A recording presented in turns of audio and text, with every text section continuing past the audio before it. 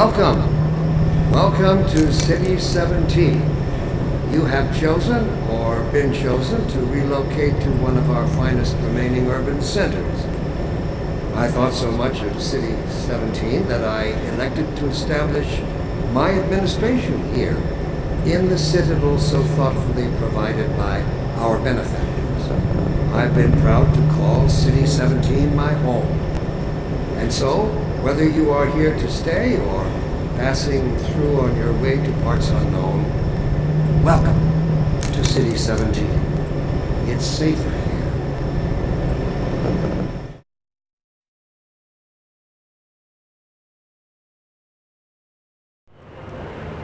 Let me read a letter I recently received. Dear Dr. Breen, why has the Combine seen fit to suppress our reproductive cycle? Sincerely, a concerned citizen. Thank you for writing, concern. Of course, your question touches on one of the basic biological impulses, with all its associated hopes and fears for the future of the species. I also detect some unspoken questions.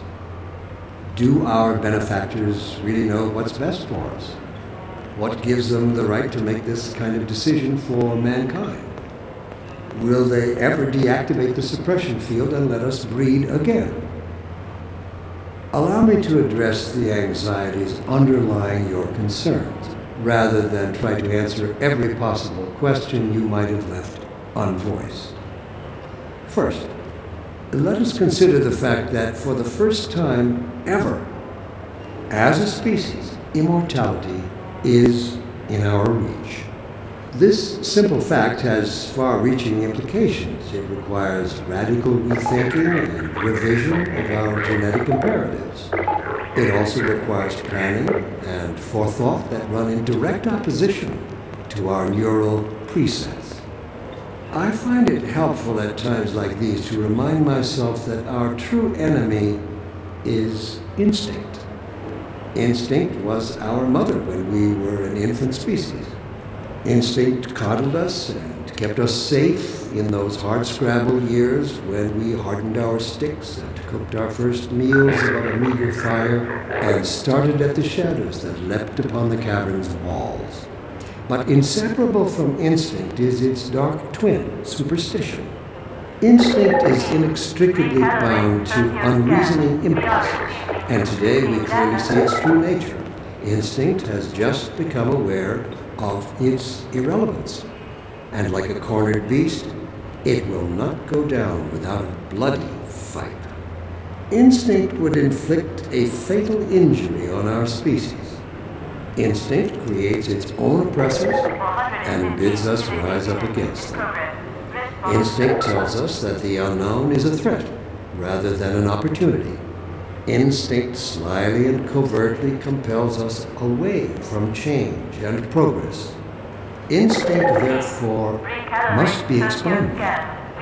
It must be fought tooth and nail, beginning with the basest of human urges, the urge to reproduce. We should thank our benefactors for giving us respite from this overpowering force. They have thrown a switch and exorcised our demons in a single stroke. They have given us the strength we never could have summoned to overcome this compulsion. They have given us purpose. They have turned our eyes toward the stars.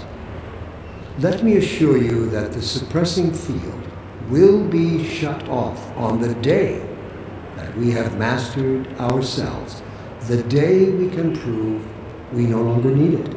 And that day of transformation, I have it on good authority, is close at hand.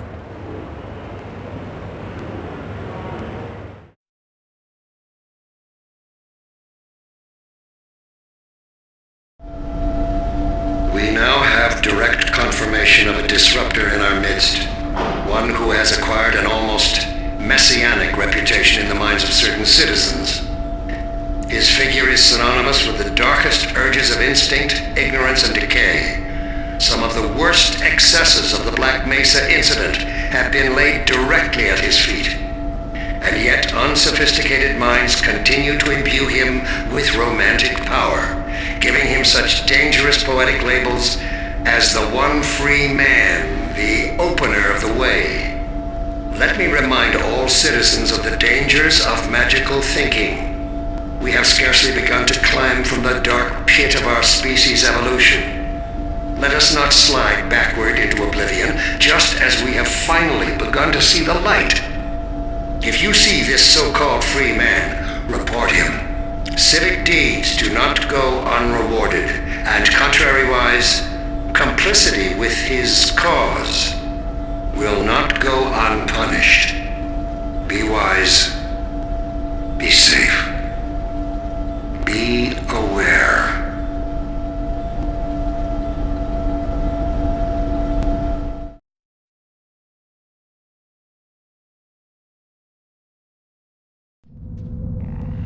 I have been asked to say a few words to the transhuman arm of Sector 17 Overwatch concerning recent successes in containing members of the Resistance science team. Let me say up front that I regret having to temper my heartfelt congratulations with a strong measure of disappointment. But I wouldn't be doing my duty as your administrator if I didn't pass along the message I have received from our benefactors. The capture of Eli Vance is an event of major significance, make no mistake. And while it's true that conceivably we could have taken him at almost any time in the last several years, the manner of his capture may prove to have unexpected benefits.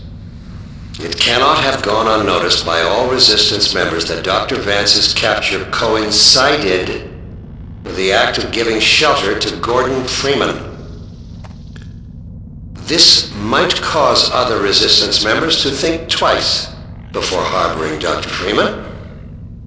It might cause them to question his allegiance, even prompt some to turn him out or turn him over to our cause.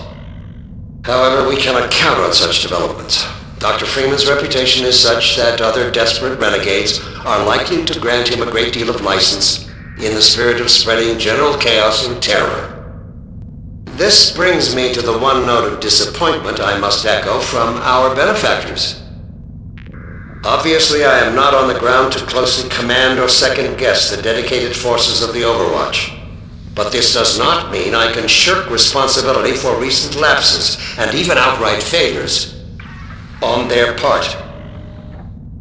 I have been severely questioned about these shortcomings, and now I must put the question to you. How could one man have slipped through your forces' fingers, time and time again? How is it possible? This is not some agent provocateur or highly trained assassin we are discussing. Gordon Freeman is a theoretical physicist who had hardly earned the distinction of his PhD at the time of the Black Mesa incident. I have good reason to believe that in the intervening years he was in a state that precluded further development of covert skills. The man you have consistently failed to slow, let alone capture, is by all standards simply that, an ordinary man.